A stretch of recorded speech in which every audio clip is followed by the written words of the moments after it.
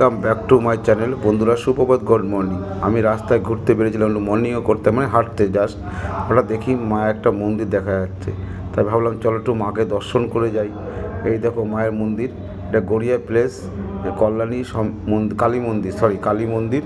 কখন খোলা হয় কখন বন্ধ হয় সব লেখা আছে এখানে, তোমরা ঠিক দেখতে পাচ্ছ। ঠিক বন্ধুরা, চলো এবার একটু মাকে দর্শন করি, আস্তে আস্তে মায়ের কাছে যাই। যা কী মনে হলো যে রাস্তা দিয়ে আসছিলাম, দেখলাম ভালোই লাগলো। মন্দিরটা ছোট্ট একটা মন্দির, মা আছে এখানে একা, আর কেউ ছিল না, তাই আমি চলে আসলাম মায়ের কাছে। দেখতে থাকো ভিডিওটা, ভালো লাগলে লাইক কমেন্ট শেয়ার এবং সাবস্ক্রাইব করে দিও। দেখেছো মায়ের মুখটা কেমন জল জল করছে, যেন মা স্বয়ং আমাকে নিজে ডাকছে। আমি রাস্তাতে যাচ্ছিলাম, হঠাৎ মা যেন আমাকে ডাকলো, তাই আমি চলে আসলাম মায়ের কাছে, মায়ের স্মরণে। তোমরা দর্শন করো মাকে একবার মন খুলে ডাকো। এদের দয়া আশীর্বাদ ছাড়া তুমি কিছুই করতে পারবে না, এদের কৃপা ছাড়া। আমার তো এদের খুবই ভালো লাগে, আমি সবসময় এদের নিয়ে চলি। তোমরা ভালো করেই জানো যে আমি সবসময় মা বাবার মন্দিরে যাই, তাদের দর্শন করি এবং প্রসাদ গ্রহণ করি। আমার এটা নেশা।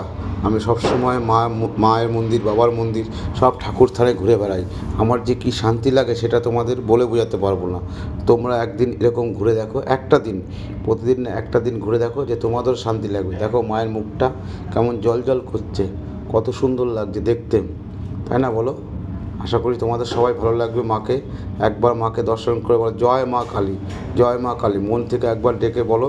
দেখো মা তোমাদের সাড়া দেবেই, সাড়া দিতে বাধ্য। সন্তানের ডাকে মা সাড়া দেবেই। এই ভুবর মাঝে মা বাবা ছাড়া কেউ নেই। পৃথিবী এরাই সৃষ্টিকর্তা, এরাই ধ্বংসকর্তা, এরাই তোমাকে বাঁচাবে, এরাই তোমাকে মারবে।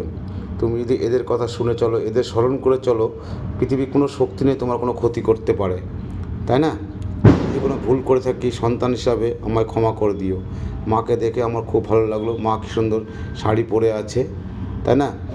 এই দেখো তার পুজোর সরঞ্জাম, খুবই ভালো লাগছে মাকে দেখে। কার না ভালো লাগে, কোন সন্তানের মাকে ভালো লাগে না বলো?